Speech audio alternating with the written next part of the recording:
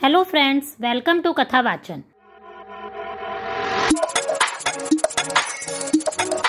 आज इस वीडियो में हम आपको करवा चौथ के उद्यापन के बारे में बताएंगे। करवा चौथ हर साल कार्तिक महीने के कृष्ण पक्ष की चतुर्थी को मनाया जाता है, जिसका इंतज़ार महिलाएं बड़ी बेसब्री से करती हैं। करवा चौथ व्रत करने से पति को लंबी आयु प्राप्त होती है और वैवाहिक जीवन खुशहाल होता है। करवा चौथ को सभी चौथों में सबसे बड़ी माना जाता है और शादी चाहे किसी भी महीने में हो, चौथ का व्रत करवा चौथ से ही शुरू किया जाता है। सभी महिलाओं को इस व्रत का उद्यापन अपने जीवन में एक बार जरूर करना चाहिए। जिन महिलाओं को करवा चौथ का व्रत करते 7-8 साल हो गए हों, वो महिलाएं इस व्रत का उद्यापन कर सकती हैं। उद्यापन के बाद भी आप इस व्रत को कर सकती हैं। अगर किसी महिला को कोई बीमारी हो या कोई शारीरिक परेशानी हो तो वो दिन में फल खाकर भी व्रत को कर सकती है।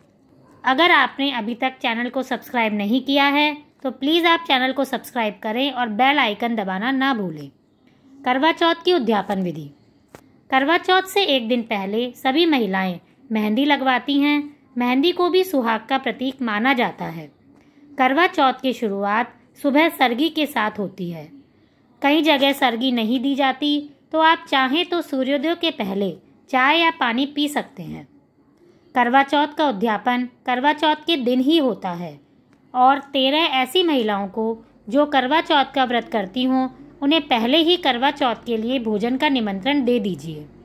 उद्यापन के लिए बुलाई गई महिलाओं को दक्षिणा में देने के लिए 13 बर्तन, जिसमें आप लोटा या गिलास या प्लेट कुछ भी ले सकते हैं, सारे सुहाग का सामान जिसमें 13 काजल, 13 मेहंदी, 13 बिंदी, 13 सिंदूर, 13 चूड़ा या कड़े, 13 बिछिए, 13 कांच, 13 कंगे ले लीजिए तथा उसके ऊपर दक्षिणा भी रख दीजिए। दक्षिणा आप अपने सामर्थ्य के अनुसार रख सकती हैं। इन सारे सामानों के साथ आप 13 ब्लाउज पीस या 13 साड़ी या 13 रुमाल अपने सामर्थ्य के अनुसार लगा सकती हैं। इन सब सामानों को आप अलग अलग 13 जगह पैक कर लीजिए। इसे सुहाग पिटारी भी कहते हैं। इन सभी सामानों के साथ एक एक करवा भी लगाएं। ध्यान रखें, इन करवों पर मोली का डोरा बंधा होना चाहिए।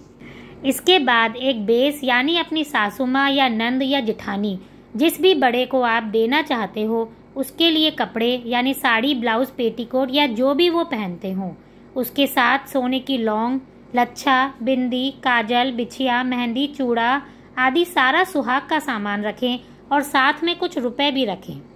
शाम के समय जब आप करवा चौथ की पूजा करें तथा कथा सुनें, तब जल भरकर स्टील का नया लोटा पूजा में लें। इस लोटे पर भी मोली का डोरा बांध लें। अब इन सारे सामानों को भी एक जगह रख लें। इसके बाद करवा चौथ व गणेश जी की कथा सुनें।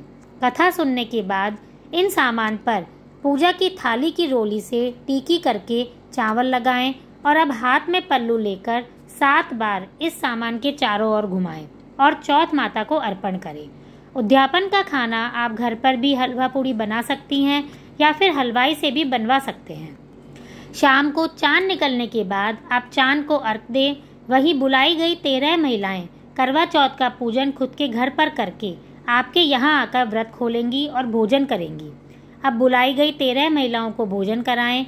अब भोजन के पश्चात उन महिलाओं को रोली से टीका करें। फिर एक प्लेट में सुहाग का सामान रखकर उन्हें उपहार स्वरूप दें। अब अपनी सास को या किसी बड़े को बेस देना है। बेस का मतलब उनको कपड़े से होता है। साथ में सारा सुहाग का सामान और वो लोटा जो आपने पूजा के समय काम में लिया था, उस पर दक्षिणा रखकर दे दें।